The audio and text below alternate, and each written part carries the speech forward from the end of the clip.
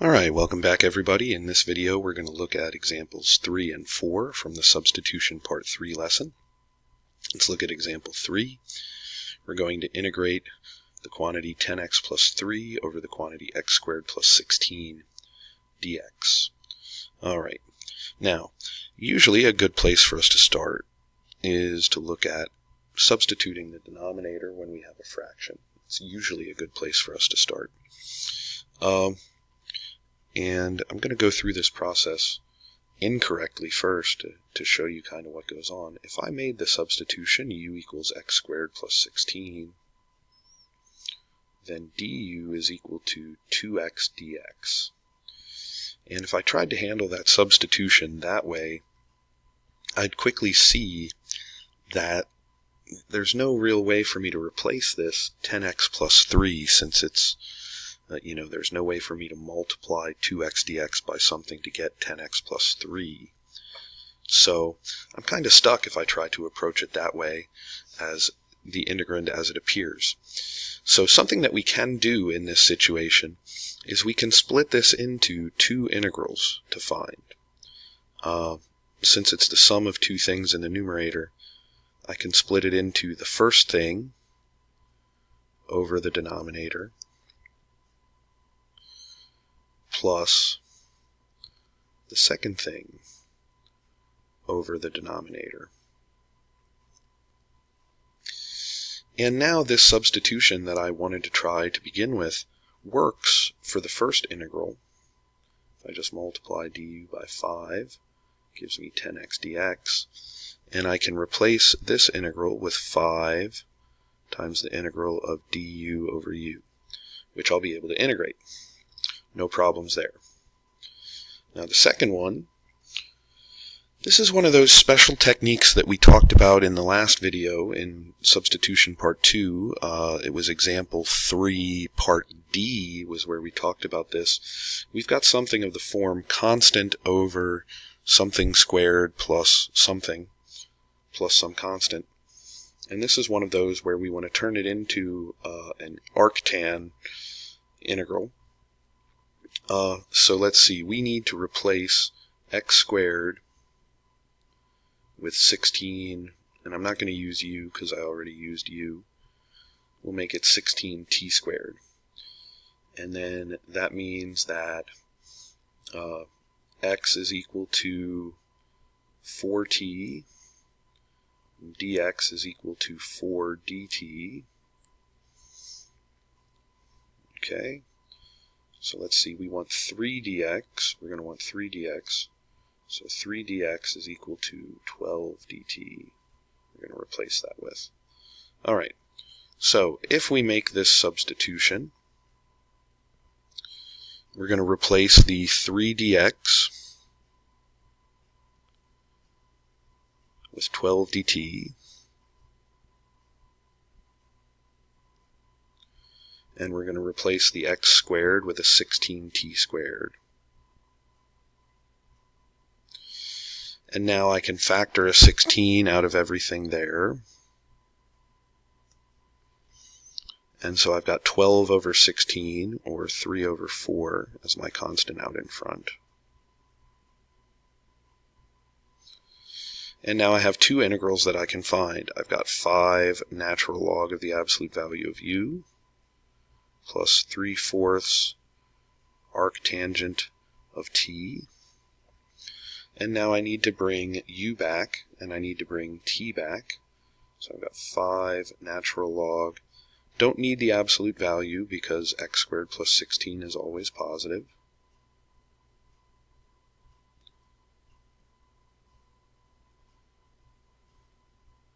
And let's see, t is equal to 1/4 x. So I'll bring 1/4 x back for the t, and then my constant. And there's my integral in example 3. Alright, not so bad on that one once we figured out to split it, and if we recognize when we've got one of those arctangent integrals. Alright, let's go on to example 4. We're going to integrate cosine of the square root of x over the square root of x dx. Since I have a cosine function, I'm going to choose to substitute what's inside the cosine. So u is equal to the square root of x, which makes du 1 over 2 square root of x dx. Now, if I replace the cosine, or what's inside the cosine, with u, everything that's left over is dx over the square root of x, which is very close to what we have. If we just go ahead and multiply both sides by 2, we get 2 du is equal to dx over the square root of x. And so I'm going to make that replacement, and this turns into 2 times the integral of du, come on, eraser. Hello. That's why I should try not to make any mistakes. Why won't you erase?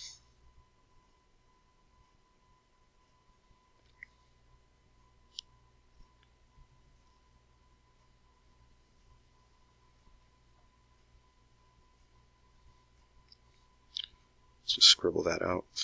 It becomes terribly frustrating when that happens.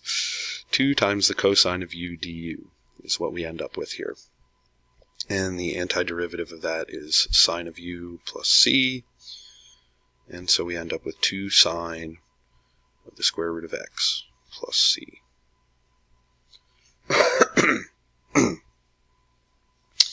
Alright, let's go ahead and look at example 5.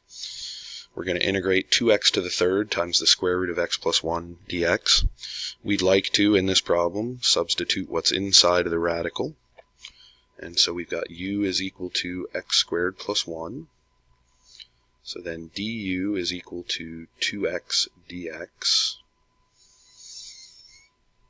And so if we look at everything that's left over there, that's equal to x squared du. And so this turns into x squared square root of u du. But we want everything to be in terms of u, so we need to replace this x squared. And we're going to use our original substitution to do that. We'll solve that for x squared. X squared is equal to u minus 1. And so this turns into the integral of the quantity u minus 1 times the square root of u du. And then I just distribute the square root of u through the parentheses. And this turns into the integral of u to the 3/2 minus u to the 1/2 du. And then I'll use the power rule in reverse to find those antiderivatives. We've got 2/5 u to the 5/2 minus 2/3 u to the 3/2 plus c. And we'll bring u back.